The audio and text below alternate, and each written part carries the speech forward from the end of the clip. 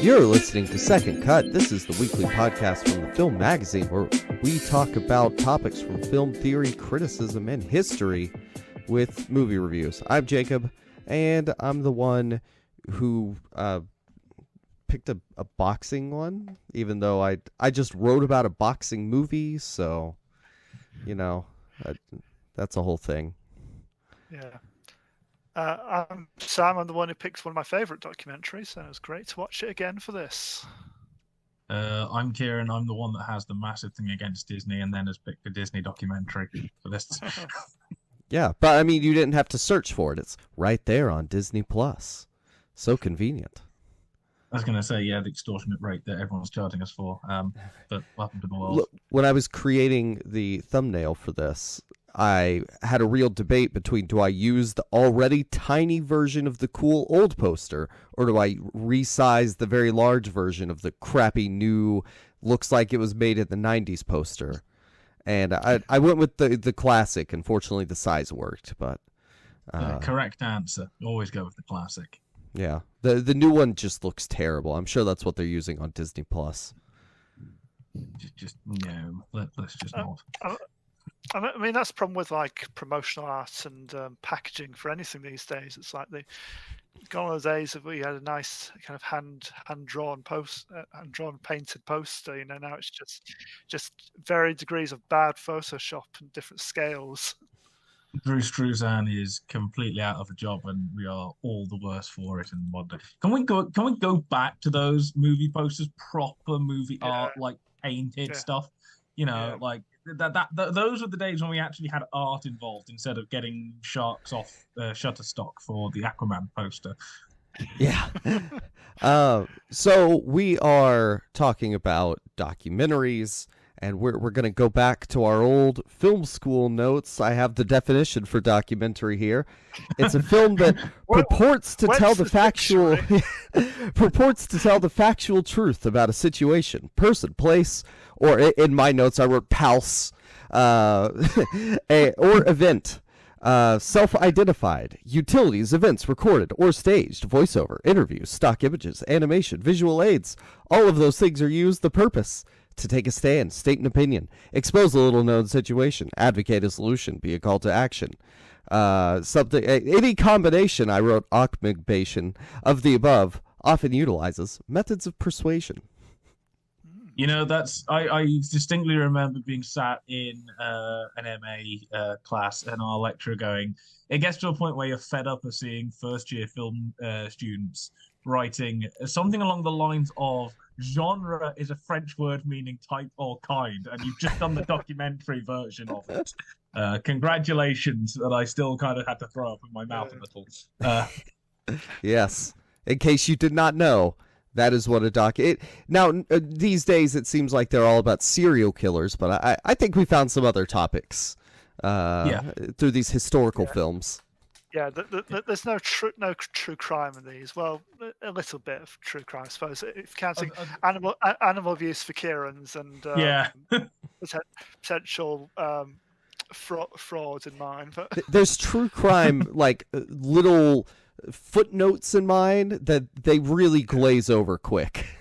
I was going to say, there's probably a documentary about the making of these documentaries and all the shady stuff that went on behind the scenes, you know. Like, there's probably a documentary about making, was it Room 237 or whatever, that awful Shining conspiracy theory documentary that they did that was just awful. It's one of these things. But we have gone through, we've made sure, they're all Oscar-winning documentaries, aren't they? Yes, because the Oscars are coming up or something, I think. I don't know. I mean, does anybody know what are the Oscars? I kind of I've heard bits about them, but I'm not really sure that they're like... Are they just like local film festivals near you, Jacob? Or I mean, to me, they are more so than you. But Oscar-winning documentaries. I mean, they're not as hot and headline catchy as Best Picture or Best Actress, Best Director. I mean, you don't usually see them awarded during the broadcast, do you? They're usually one of the ones relegated to the commercial breaks, which is still absolute a horror show. That's just... And what I haven't gone and done is I haven't gone and checked, but I highly doubt it. Has any documentary been nommed for Best Picture overall? I don't think so. Probably not. And I mean, we've had some that kind of cross boundaries a bit, like last year, the year before, I think it was last year. You had Flea, about the kind of the economic migrants, and that was animated as well, and that ended up in the. It was definitely in the best documentary and best animation category. It might have been in the best film not in English language category as well. So I think that was kind of got to at least two of the lists, maybe three. So that was kind of interesting. Yeah. And what's fun about the history of the best documentary Oscar is there used to be like the different lengths of film. There would be like the war actualities. It started at the 15th Academy Awards in the 1940s, and then it's a ton of propaganda stuff from the UK and US and those early awards. I was going to say, yeah, a good amount of them. Four films win in the first year, and is it at least 2 or 3 of them funded? Like the producers are just like the Royal Air Force, and, United States Army Signal Corps. Yeah, it's a bit like the first year they did the Oscars. The first Best Actress to win was Janet Gaynor, who was in Sunrise, but she won for 3 pictures. It was kind of her film work over that year.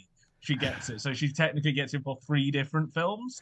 And the Oscars are hilarious. They change it every year, and it's never right. It's never 100% accurate, and always things cross over. And the early years of the Oscars is like the early years of the Olympics, where they're just getting it together, and everything's an absolute mess. Do you mean like the 200s BC? I don't remember what it was like back then. I mean, probably that as well. But in the early years of just like the modern Olympics, there was stuff. I can't remember what year it was. It was something like 1900, 1904, something like that. There was a Dutch rowing team that was missing. Is it the coxswain at the back? Of a boat? The guy keeps pace. Yeah. Yeah, and their coxswain was ill, so they just grabbed a kid off the bank, like watching, and went, "You, be our coxswain." And he did, and they got first, but because they just grabbed him, they just put the kid back and he wandered off. So somewhere out there is the only known example of somebody who we don't know the name of the Oscar winner, and this is just like what's happening because nobody knew. It's like I can't remember the name. There was. I really hope in like 1904 there had been a documentary crew taking a 16-second documentary of that, but. Real quick here, in one fun British propaganda short documentary from 1942 called "Listen to Britain." So it just looks like a lovely music film about bombing people or something. We need to do propaganda shorts at some point. I mean, here's the debate for you. Like when they were first trying out film and what kind of film could be as a medium, like those first films, of people leaving the factory or the train coming into the station, are they documentaries technically? Because they're just depicting life. Yes. So are TikToks. Yes, but even better than that. I mean, when we did our silent episode, I think I mentioned this, that Georges Méliès was doing fictionalized versions of news reports that were happening. So I can't remember the name of this case. There was a kind of a big public, almost like a scandal kind of court case that was going on, and as it was coming out every week or so, he'd get people to act out one of the scenes, and that would be like your news report. So you have a weird thing there of it's real but not real, but this is the only thing we got, so it's a fictionalized version of actual thing, but we're broadcasting it as like reality. So this obviously brings into the question, is like our news programs documentaries now? What documentary is like, is it meant to be real? Is it meant to be realistic? Is it meant to tell the truth? Because then you get into things like F for Fake, the Orson Welles documentary. I'm going to call it a documentary. For those of you who haven't seen it, go watch F for Fake and have your mind blown by the end of it. Because Orson Welles just decided, I'm going to just do something that I don't think anybody else would have gotten away with. Spoilers. Like, I'm not saying what it is, Well, but I don't. it's like going like, into a M. Night Shyamalan movie knowing there's a twist. Like, There's a yeah, massive but twist. you go into Shyamalan knowing there's a twist anyway. well, he was a bad example, but back in the 90s.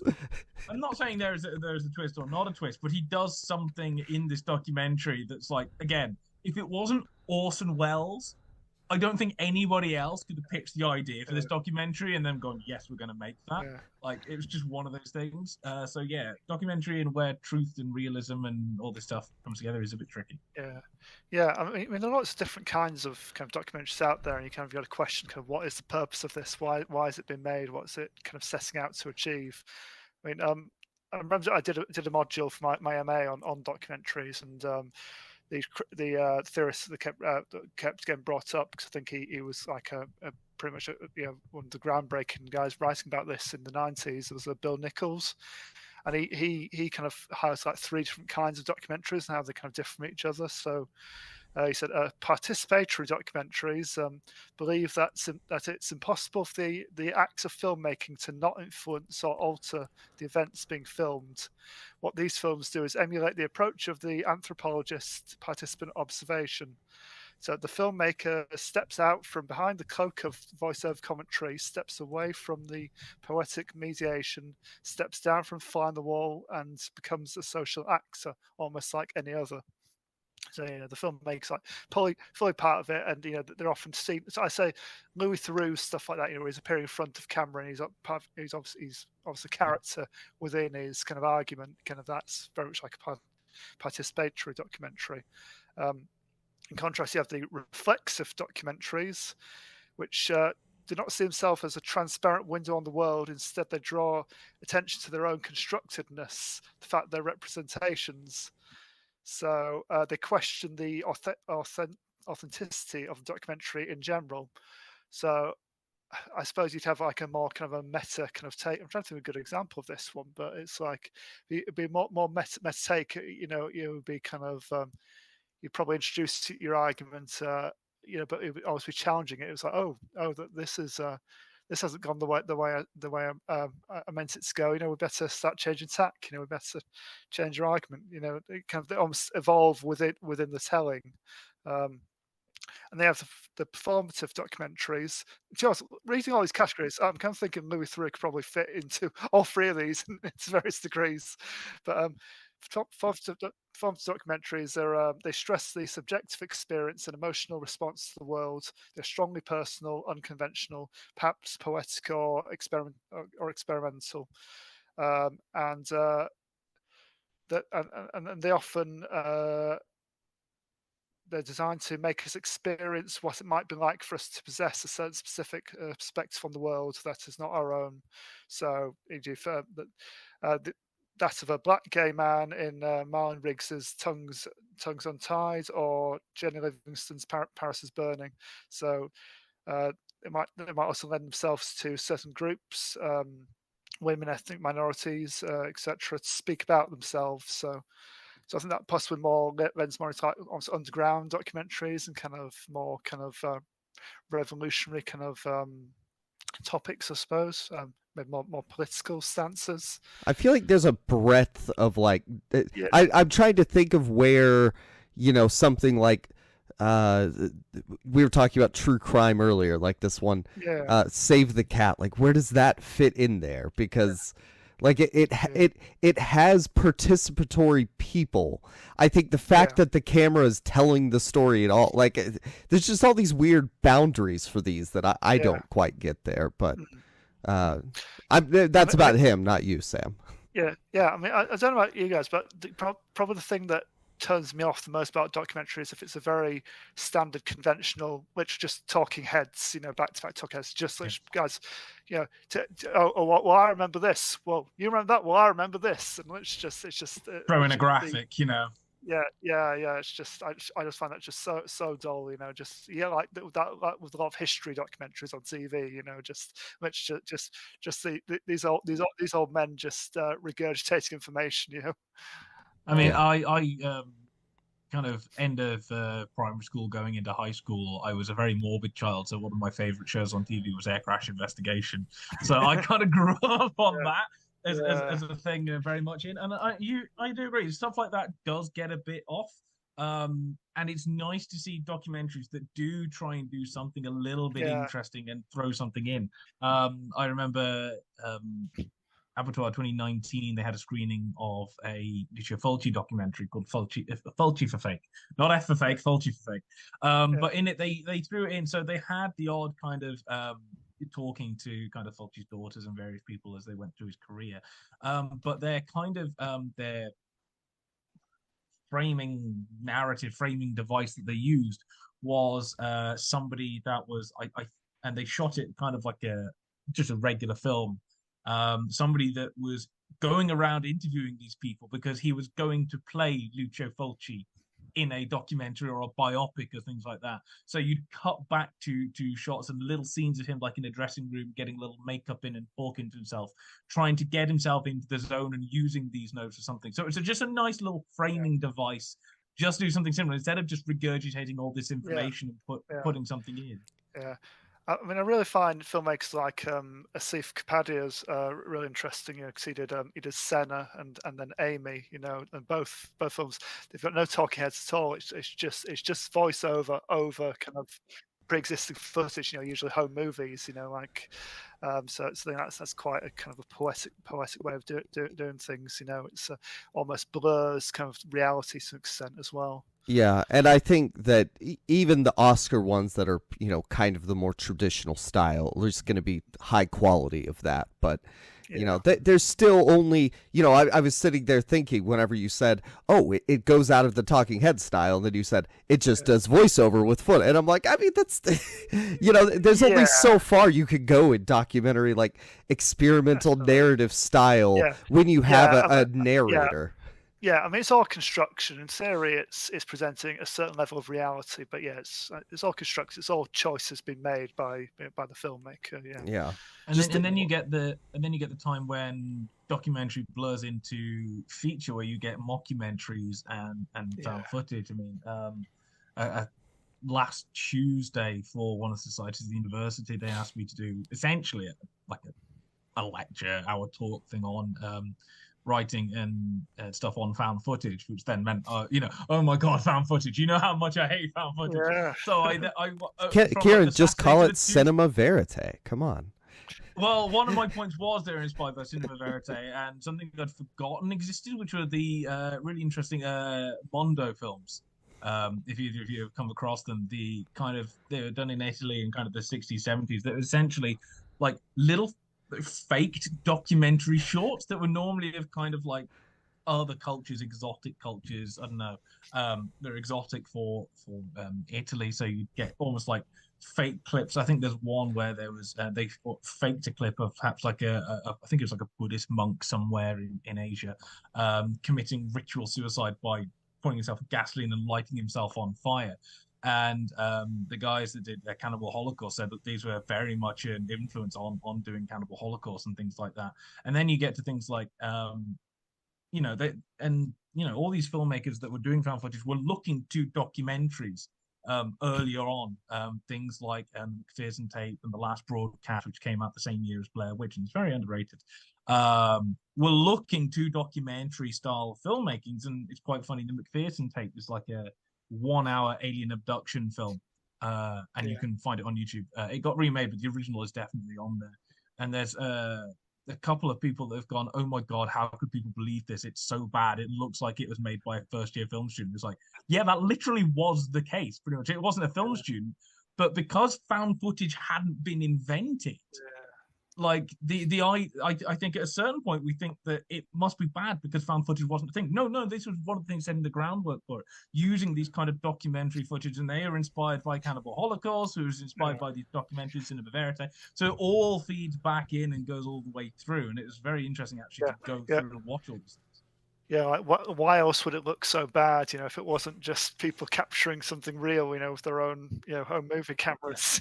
Well, I think they must have thought that like found footage wasn't a thing aside from like Blair Witch and maybe Cannibal Holocaust. Those are the only two that had done it until like 2007. Till Cloverfield. Therefore, well, 2007, you get the three of Cloverfield, Wreck, and Paranormal Activity, and everything goes downhill from there. But if you kind of miss these gaps and you don't do this research, people think that this must have been just very badly made, kind of like big budget, because found footage wasn't a thing. And it's like, no, they were trying it then, using these documentaries, because essentially they were like, oh, we need to get something shot and we have no money. So their invention was to make it look like a home movie. That was their radical idea. Kieran, speaking of something that to me now looks like a home movie, you did White Wilderness from now Disney. We actually get on to talking about our movies. Yeah. Somehow Disney did nature documentaries back in the 50s because this was a thing. You find that Disney did a lot of stuff. Obviously, they started in the 20s. They got some success with making the City Symphonies, branched out into features in the 30s and then 40s, and they got through the war period. And then by the time they get to the 50s, they've got an empire. And he goes, I want to make a theme park. But that obviously requires an awful lot of money, which is where he branches out into television. And that's why the Disney Channel was set up. Like, it was specifically set up to get funding for his theme park, which is terrifying. And let's be honest, the amount of power that Disney now wields is just vastly terrifying. They are a country in themselves, let's be fair. So yeah, White Wilderness is an interesting film. It's not the first one Disney film that wins. He's got a few before it. I'm just double checking. So the first documentary he got, it was part of a series that I'm just double checking the name of now. Obviously, I now can't remember the name of the series. But in '53, he comes out with The Living Desert, and I'm still double checking to see what I can find the name of the series, and I can't, obviously. And that was done with there was some breakups with RKO, who were the distributors at the time, and so he goes and makes his own one, which then gets amalgamated into the Walt Disney Corporation. And he comes out with The Living Desert, and it's interesting because even that, he can't just do a straight documentary. There's still kind of opening it up a couple of minutes where they animate a paintbrush painting a map to show all the regions of the world, and then they zoom into this kind of desert area just past the Rockies, I think it is. Kieran, it's True Life Adventures. There you go. You see, this is why we have a producer. He can look things up whilst I'm rambling about how I can't look things up. So it's interesting that even here in kind of '53, he's adding stuff in and doing all this stuff. And that goes on to win Best Documentary. And at the time, Disney, I'm checking the wiki admittedly for this. Their second one was called In Beaver Valley. Yeah, sounds about right. But yeah, that year, the Living Desert, this isn't the one I'm talking about, but just to set the stage, the Living Desert gets Disney an Oscar. But it also helps him that year to get the most Oscar wins in a year. So Walt Disney also wins Best Animated Short Film for Toot, Whistle, Plunk, and Boom. He gets the Academy Award for Best Documentary Short Subject for The Alaskan Eskimos. So we won 2 documentaries in that year. And the Academy Award for Best Short Subject 2 Reel for Bear Country. Because at the time, obviously, we still on film stock, we've got different lengths of stuff. So you had different categories depending on the length of it, like that, and how many reels you've got. So, and then the year after, just checking through the list, The Vanishing Prairie is kind of now in a double bill with The Living Desert.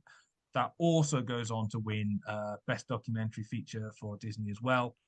And then we get to The White Wilderness, which is the third Oscar-winning kind of long-length documentary for Disney. And so he's got a history of setting all these up, obviously, and Disney just racking all this stuff up and knocking down and picking up the Oscar wins as he goes. It's almost like, he's an American. You can imagine South Korean documentaries doing it, could you? No.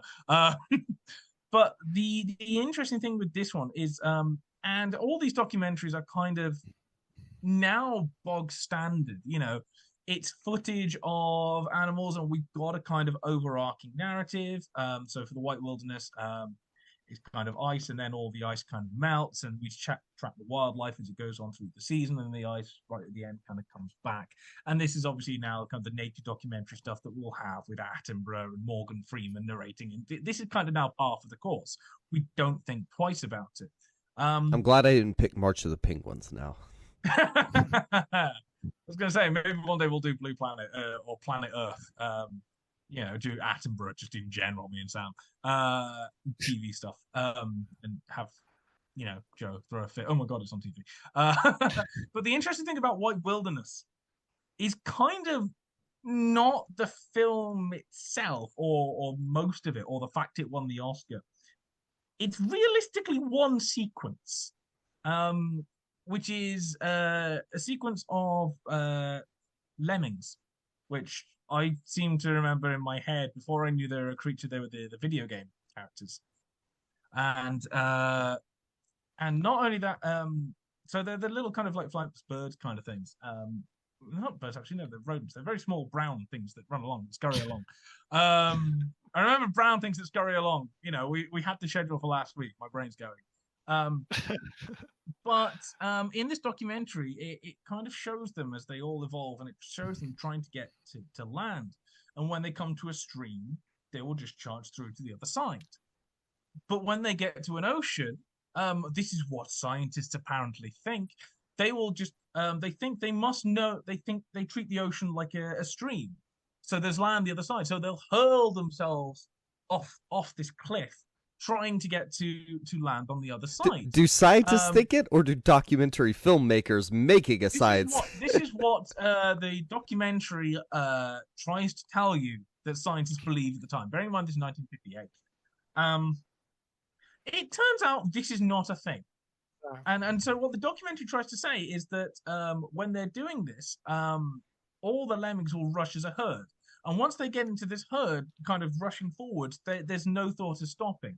And so when they come to a cliff, they see the water, they think there's stuff on the side, and the lemmings will hurl themselves off a cliff, trying to get to the land on the other side. This is where the myth of lemmings committing mass suicide comes from. It is not a thing. Scientists have come back and gone, yeah, there's like 20 species of lemmings. They don't do this. They also don't live in the location that the documentary is meant to be filming about. Not only this, years later, we discover that essentially this was not even shot there.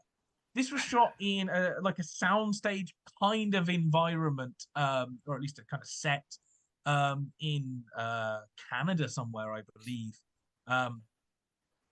And essentially not in it's shot in Calgary Film Studio. Well, that's another bit with a polar bear essentially falling down a cliff. It wasn't like cruelty, but it just wasn't shot in the Arctic. I think the lemmings bit was still shot there anyway. And they didn't run off the cliff. Essentially what happened is the documentary filmmakers essentially pushed the lemmings off a cliff. So there is genuinely, in this Disney documentary, mass essentially animal cruelty and possible animal deaths on this that they pass off as part of a nature documentary. It is completely faked. It is completely not true. It is completely made up. Lemmings do not commit mass suicide. The whole thing is made up for this documentary that went on to win the Oscar for Best Documentary. And the funny thing is now, because it's Disney, we kind of go, that sounds about right for Disney. This was the 50s. They'd only been going sort of 20, 30 years. Like, imagine if the scandal had broken then. The entire world would have been shocked out this thing. Yeah, banana oil. We go, communists. Now they're a massive corporation. We just go, that sounds like what a massive corporation would do. So it's just interesting. I mean, the rest of the documentary is kind of like, it's fine.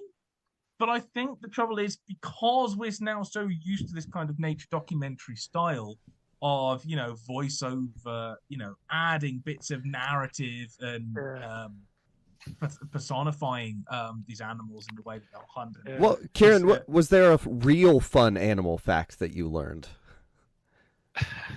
I can't remember one. They do show a bit with a wolverine. But it's interesting when we're talking about how they get the footage and stuff. There is one particular shot I remember where this rabbit is apparently hidden inside like a hollowed out trunk of a tree. And I think it's a wolverine or some animal like that. I can't remember exactly where it comes in the documentary. But essentially can't get in, so pushes it off a cliff to go into the water and therefore chase the rabbit out and don't get it. The trouble is they then have a shot from inside the log as it tumbles down a cliff. And you go, how'd they get that shot if this is meant to be like fly on the wall style, like from a distance? Like you've obviously gone and put this in to set it up to recreate this. So even here, there's little bits coming into question of, how much of this is faked. And then when how much is real, you're adding in and the context of the narrator over the top tells you so much about, the angle that they're going for. And it's kind of there is a theorist who I found out very quickly before starting this called Steve Barnett, who posits a Disneyfication theory. And essentially it says that documentaries are essentially changing the way so that they're not so much about facts or education, they're on about ratings. And in order to do that, they have to appeal to a public. So they'll do what they can in order to try and appeal to a public in almost a Disney way, to make them feel happy and comfortable and safe, and therefore they're more likely to watch and get the ratings rather than all this stuff. And so it's interesting that we've got this Disney, they're doing documentaries and they're kind of putting these voiceovers over the top. I seem to remember there's something about again, sort of polar bears messing around and playing like children, and you go, how much of this is actually them like playing like children, and how much of it is just what we think of now that we've been told this is what's happening? There is some psychological thing where as soon as we get told something, we believe it. I mean, there's always like a certain amount of manipulation, even in like modern age documentaries. Like the way a lion sounds, that's not really how a lion sounds. It's just the standard kind of sound archive sound that we've got used to. So they always put it over like footage of lions now. But the very idea that Disney kind of constructs it so much to make the nature do something it doesn't actually do, make it up, and so much unnecessary cruelty in that fabrication. It's bizarre. Yeah, so it's a very interesting documentary from the archives for the number of reasons, and obviously one of them, and probably the main one, being the fact that it has mass animal cruelty in it. And this was outed mainly, I want to say, on the CBC television program, The Fifth Estate, and apparently the host Bob McCowan discovered that the lemming scene was actually filmed near Bow River. At Bow River near Canmore, Alberta, in Canada, and then the polar bear scene was filmed in a Calgary film studio. So yeah, it's not the worst, but also now that you know stuff is fake, you kind of watch the rest and go, how much of this is just a narrative? Hey, say what you will. It's documentary. Say what you will about Michael Cimino, but he did not fake his animal cruelty. All right, he's or lie about it. He was very upfront that it was construction. Say what you like. Say what you like about Apocalypse Now. Those threats were proud of all the animals they killed. And in Apocalypse Now, it was for a ritual killing for the tribe, so it's cool. I was going to say, it wasn't like something that they got together and like, we're going to kill a caribou. There was a tribe nearby and filming Apocalypse Now that were going to do it anyway, and they asked, can we film this, and we'll work it into the thing. So yeah, I believe White Wilderness is on Disney+. Oh, hang on, Kieran. Wait. Our thing is running down, so will Kieran recommend the documentary? Find out when we come back from this short break here on Second Cut.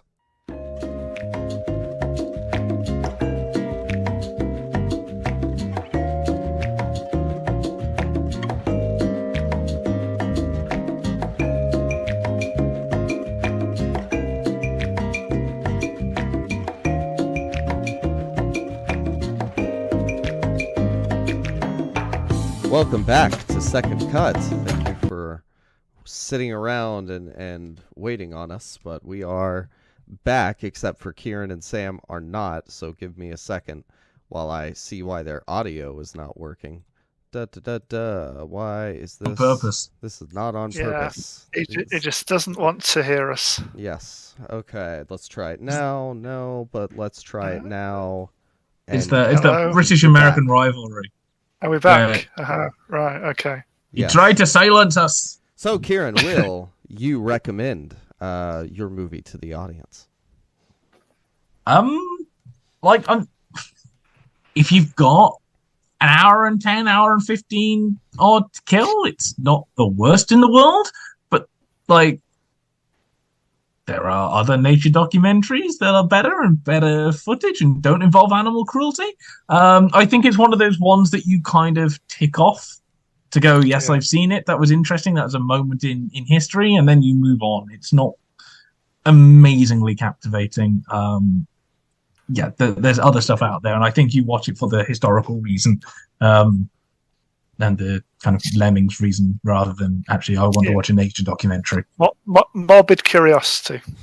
Yeah, either that, or if you're doing a something on documentaries and documentary history, then go for it. But honestly, even the part they faked was boring. I didn't see the polar bear part, but very boring lemming sequence, to be honest. I was going to say, it was from 1958. Nature documentaries have come along since then. David Attenborough got involved. So, yeah. Nice. Hail Disney.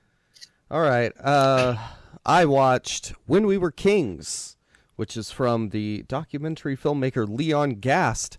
He, to tell you what it is it's a documentary about the fight between Muhammad Ali and George Foreman that happened in 1974, but it was released in 1996 and won Best Documentary Feature at the 69th Annual Academy Awards. It won over The Lion King, the Al Hirschfield story, Mandela, Suzanne Farrell, Elusive Muse, and Tell the Truth and Run, George Sidez and the American Press. So those are what it was up against. By this point, the category had normalized. They had more than 2 or 3 films nominated. The standard 5 were going at this point. And so Leon Gast, he had shot one documentary before making When We Were Kings back in 1974 when the project started. He was sent to cover let's start here. Don King arranged a fight. He's a fight promoter. Arranged a fight between Muhammad Ali, who was kind of down and out. His reputation had changed since he refused to fight in Vietnam. And, he was old. I think he was like 32. And George Foreman, the hotshot young up-and-coming boxer who had beaten 2 guys who had beaten Ali. So, at the time, George Foreman was favored. And it was taking place in Zaire, which is now the Democratic Republic of the Congo, the former Belgian Congo. So this was Rumble in the Jungle, wasn't it? Yes. Came down. Yeah, which Don King came up with that, and Thrilla in Manila. Amazing names for fights. He's one of the things they gloss over. Don King sucked. I think he murdered a couple of people. But they don't go into Don King much at all. But yeah, so this is taking place in a country ruled by a dictator. And, he's wanting to get the economy going. He pays $10 million out of the country's coffers in order to pay for it. And he puts together, not him personally, but the people around him put together this big music festival to go along with it. That's called Zaire 1970 or something. It's something 74. And they called it, now this is now a different music festival, but at this point, trying to sell the event, they were calling it Black Woodstock. And so Leon Gast was being sent to still photograph the music festival. And then he got there, and there's this awesome story about the fight. So they were supposed to basically go 3 nights of music festival, 4th night fight. And instead what happened was 3 nights of music festival, 1 month passed, and then fight. So he was there a whole extra month shooting footage. He had 300,000 feet of film, 16 millimeter film shot. And that is what composes the bulk of the film. However, it took him 22 years to edit it all together. That's like, I think it was 138 hours. Took him 22 years because of funding, basically, and like legal issues and stuff. And so that's getting sorted for 22 years. He makes like 2 or 3 more documentaries, uses that money to help fund it. He gets a small loan of $1 million from some guy that helps finish it off. And it's finally released in 1995 with basically contemporary interviews with Spike Lee, Norman Mailer, some sports writer guy, and then Muhammad Ali's biographer. And I think Norman Mailer wrote a book about the fight called The Fight. I'm fairly certain, but I didn't fully fact check that. I'm just like 90% positive there. And so the documentary, you can see in the thumbnail, I put the image, the poster, whatever. It's just Muhammad Ali. Like, I'm pretty sure it's officially called Muhammad Ali When We Were Kings. And he is sort of the focus on it, I guess, because of his recent issues, sort of the comeback story for him. But because it's released in 1994, there's this very strong retrospective aspect to it. So the fight was really big. It was watched on TVs all around the world. They did it at like 4 a.m. in the Congo, so people could watch it at like 10 p.m. in the U.S. or whatever. Like it was a big international thing because lots of people knew Muhammad Ali and cared about boxing still in 1974. I guess it was kind of like watching, for Americans, watching baseball. People used to love boxing.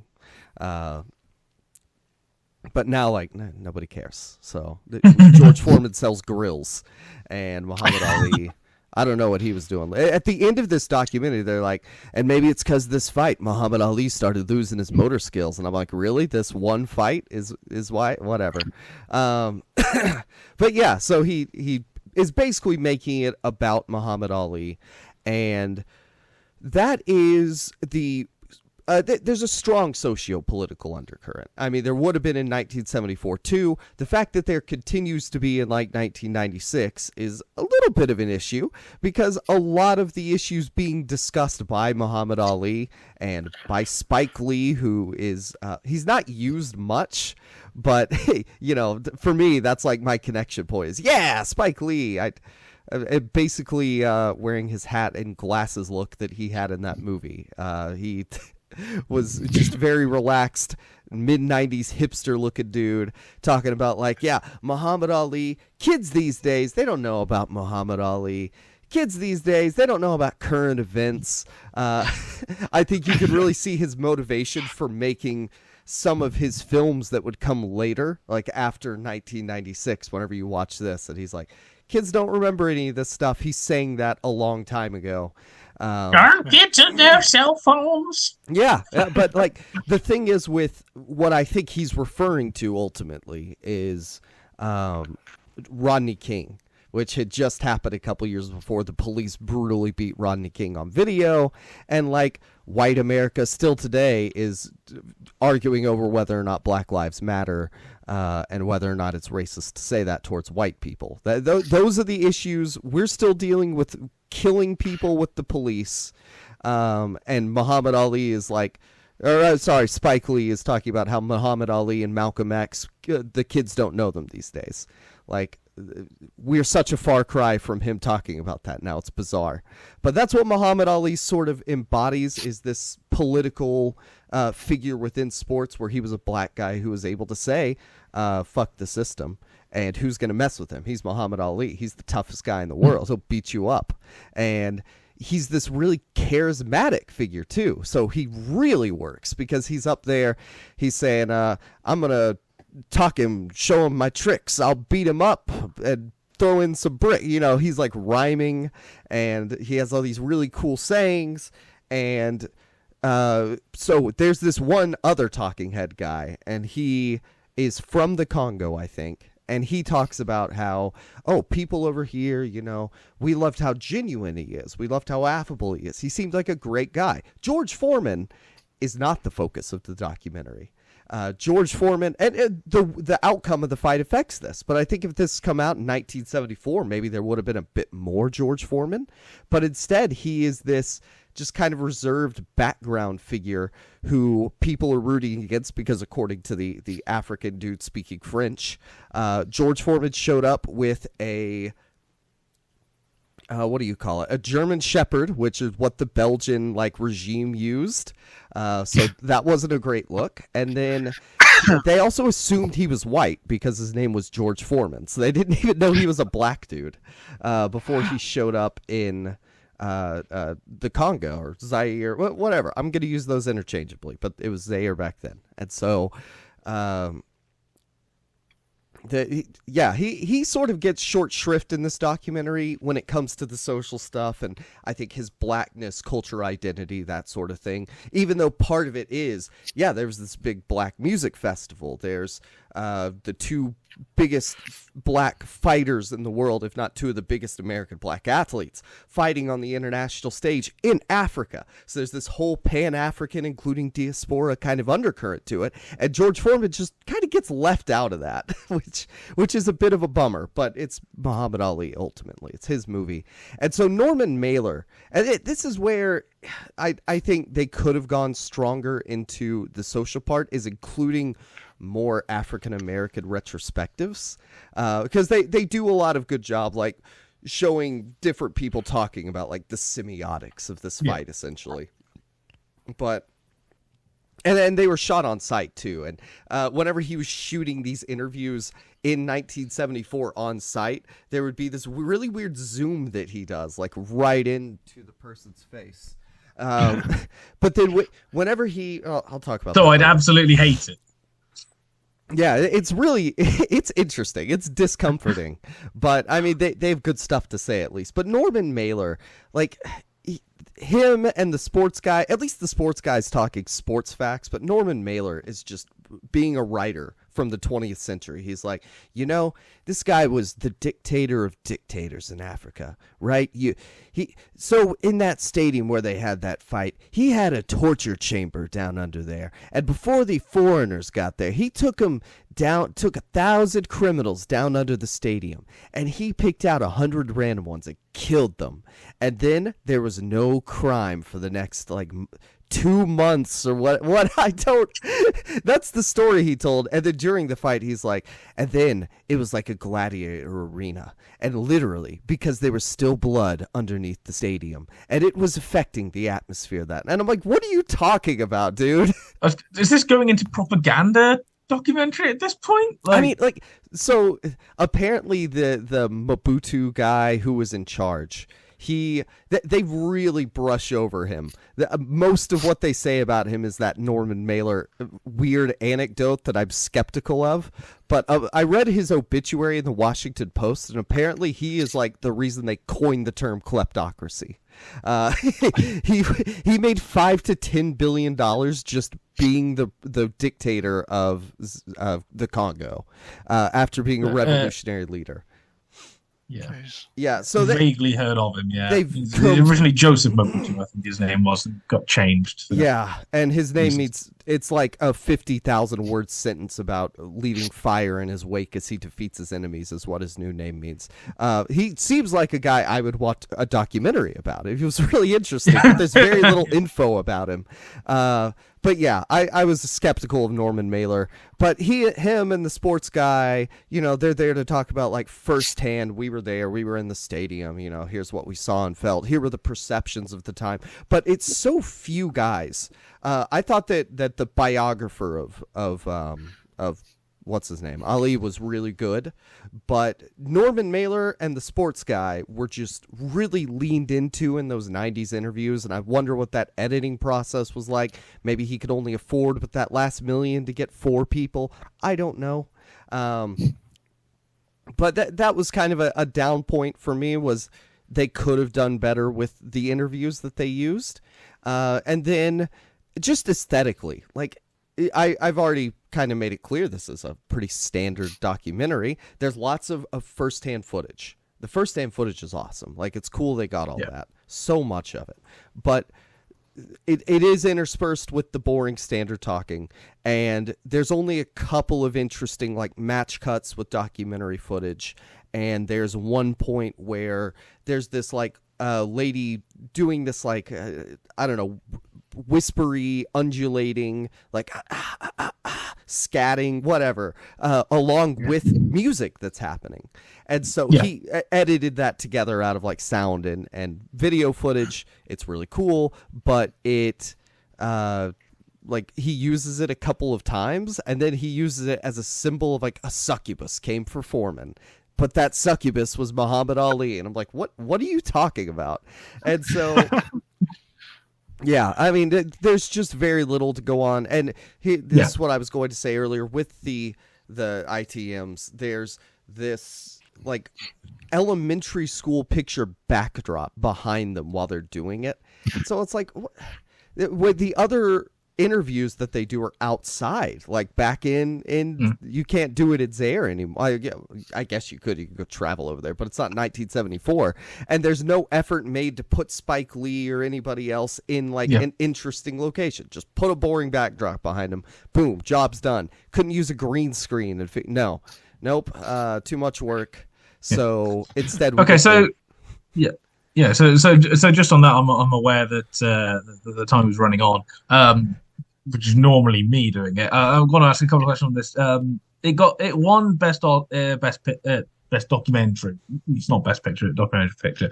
Do you think that was more for the actual documentary making or for the subject matter? Yeah, it's the subject because you matter. kind of explained it was pretty bog standard, so there's nothing kind of radical in the documentary itself, aside from essentially if it wasn't about Muhammad Ali, do you think it would have won? If it wasn't about Muhammad Ali, didn't have first-hand footage, and I talked about the not George Floyd, that was 2016. Rodney King, the Rodney King thing, like that, it's socially relevant. It's the white people at the Oscars going, look how progressive we are. We're gonna nominate. It's Crash all over again. Bog standard documentary. It's Crash. We're gonna get a documentary from a white guy that has a few black guys in it. But ultimately the social message is like safe, and it's about sports, and it's about Muhammad Ali is this admirable, which he is. He's an amazing figure. I like learning more about him, seeing him in action. He is really good. I would recommend watching it just for him. But yeah, that's why it wins. It's the first-hand footage. It's the 20th century sporting event of the century that happened, and it's something people are probably nostalgic about. Oh, I remember watching that on TV. Whatever. Like it's a lot more to do with the socio-political and the subject matter, the first-hand footage, than it is like this is a great documentary. Yeah, because that was going to be my second question of would you recommend people watch it? I mean, yeah, absolutely. I do think that what it does is effective. I just think you're going to do best documentary. You could find better than this. You could have done like just something so much more interesting. I do love that there is all of the first-hand stuff about Muhammad Ali, but I think you could rework it to be a bit more political, a bit more eye-opening, include a few more perspectives, because Norman Mailer is boring as hell. I like the sports writer guy. It's like Peter something, I don't remember. He wrote for Sports Illustrated. He was fine. Because he was talking about the sports like factualities of it. But Norman Mailer was too much whatever the word is. Yeah, whatever the word is, I think artistic license. Beautiful. In which case we should probably shift along to Sam's and bring us vaguely up to date. About a decade ago, I believe. Have documentaries improved since? Well, yeah. I mean, yeah, sure. So yeah, my film that I watched is Searching for Sugarland, which won the Best Documentary Feature Oscar in 2012. And it's all about musician Sixto Rodriguez, better known simply as Rodriguez, who I'd personally never heard of before this documentary. I've done about you guys. It's definitely not my sphere of music. No, I did not know about him before Googling this movie. no, okay. But I'm not but- from but South si- Africa, so. No, exactly. Yeah, but yes, I mean, since documentary out, I've become a bit of a fan. So it was made. It was made 40 years after Rodriguez's first LP, Cold Fact, was released, and this record was absolutely massive in South Africa. Despite the fact that the guy who made it, who's from Detroit, was virtually unknown in the States. So he was unknown back home, and he was this massive, massive star overseas, and he didn't know this, and they knew even less about him in South Africa, and were even convinced that he'd committed suicide on stage by setting himself on fire at one point. That was like the rumor. All these rumors went around about him. Like, so of information about this guy. We've got this Scottish record. We've got his picture on the front. You know, and obviously the songs themselves, but no other information to go on. So very early on, this documentary kind of it's about like contrasting, you know, these two different kind of cultural spheres. So you know, it opens to like the sunny hills over Cape Town, and then you cut back to a very rainy, miserable-looking Detroit. So it's like Otherwise it's like known as Detroit. Yeah, it's like very much two sides to the story. And early on, we kind of were introduced to a couple of producers who worked with Rodriguez, you know, as he was coming up. So you had David Coffey, who produced Cold Facts, and he also worked with Marvin Gaye, Stevie Wonder, Temptations, Supremes, Gladys Knight, Ringo Starr, The Four Tops, and Wilson Pickett. And I've heard of most of those. And later on, you also meet Clarence Avant, who worked with Bill Withers, Miles Davis, Michael Jackson, Stevie Wonder, Quincy Jones, Janet Jackson, Dionne Warwick, and others. Both of these men say that Rodriguez was in their mind in the top 5 of most talented Sam, I think music acts they've ever. I think you just named every upcoming Sam Mendes biopic. So Yes. Wow. Yes. Very, very possibly. And apparently these producers, they first discovered him just performing in like a dive bar somewhere in like downtown Detroit. And they walked in, they heard this voice and this kind of guitar strumming, and they're trying to make out who was playing. And there's this figure just sitting in the back, and just in complete shadow, and they couldn't make him out. They couldn't even see a face, and they realised he was performing with his back to the audience. So this guy like cares so little about like being known. He was just there to be, you know, perform his music and you know, just almost just let it kind of wash over them. But they did kind of theorize that, you know, maybe that kind of helps, you know, helps you really concentrate on the lyrics of these songs. You know, if you're not really taking in the guy. And he's described as like a wise man, a prophet, kind of a street poet of Detroit, and he talked from very much like a working class blue collar background, and you know, and he talks about like kind of inequality and kind of all these kind of like social justice kind of issues basically, and all his songs that, you know, they're catchy and they're memorable and they're obviously like beautifully sung, but it's kind of the lyrical content that kind of stays with you. So you kind of be introduced to all these, you know, these producers and kind of their recollections of this guy that they knew once worked with, and they're not entirely sure what happened to him, but all they know is he wasn't a success in the States. And then you go back to South Africa, where basically he's this one of like the biggest like acts around, you know, and like they say that like in the average kind of South African household, you have a pile of records, and in that pile of records would be Abbey Roads by the Beatles, Bridge Over Troubled Water by Simon & Garfunkel, and Cold Facts by Rodriguez. It'd be like those three, be like, you know, most like music collections. And that album in particular came a bit like a sort of a soundtrack to revolution in South Africa. Kind of because these like anti-establishment, socially conscious lyrics. They were very much kind of taken as inspiration by, you know, artists from like the Afrikaans kind of community, you know, and then really think about and be able to speak out against, you know, what's happening to the country with apartheid, You know, Yeah. in ways where they couldn't easily do that with their own art. So it's like, oh, we'll just list this music, you know, created by someone else on the other side of the world, but it as much applies to our situation as like his situation. I was going to say, I would have guessed that a lot of these people would have been able to get away with kind of listening to this kind of stuff in the midst of apartheid, because you could say it's from another culture. It's not us. We're just kind of, you know, we're broadening our horizons, but at the same way, we're just like. Yeah, although apparently when the government and like the censorship bodies did kind of catch wind of like the kinds of things that he was inspiring, they did start kind of confiscating records, and like probably all like music records they held like a copy of them all in at public libraries. They started scratching the Rodriguez records, you know, like over like offending tracks and stuff. They just remove them from the, you know, from the record itself.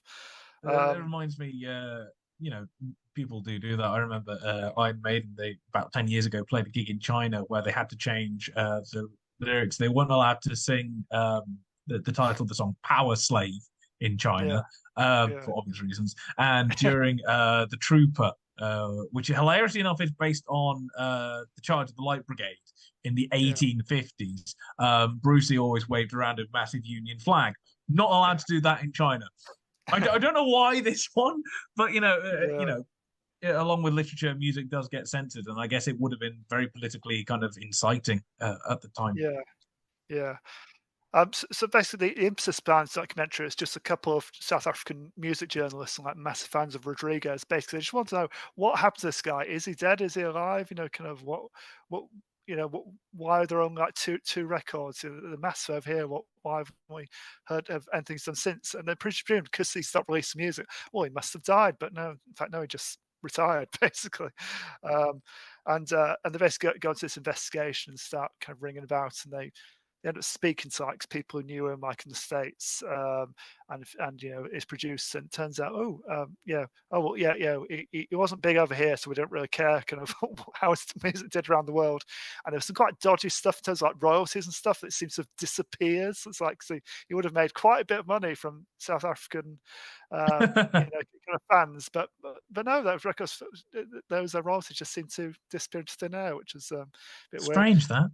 That and it's even the point where the directors kind of interviewing like one of these producers, like, you know, who ran like the kind of the label, you know, that Rodriguez signed to at the time, and he gets very defensive or like aggressive about where he's asking the wrong questions, and basically he just says it's almost like, it's none of your business. He wasn't big over here. Why do you care? You know. The guy's like, well, I just want to. We're just curious. Want to find out the reality. Shift the questions along. Yeah. So you get to about halfway through the documentary, and again, they've kind of, it's still a bit ambiguous exactly what happens and what the whole story is. But then you get to a point where the filmmakers, that they do eventually get hold of someone and say, oh yeah, and not only do I know this guy, but I know his daughter. I can ring her if you like. And the daughter gets Rodriguez on the phone and rings this journalist, and in the dead of night because of the time difference, and that's the phone and goes, do you know who this is? It's like, oh my God, it's him. It's him. He's my hero's calling me. And they fly out to meet him, and it's about halfway through.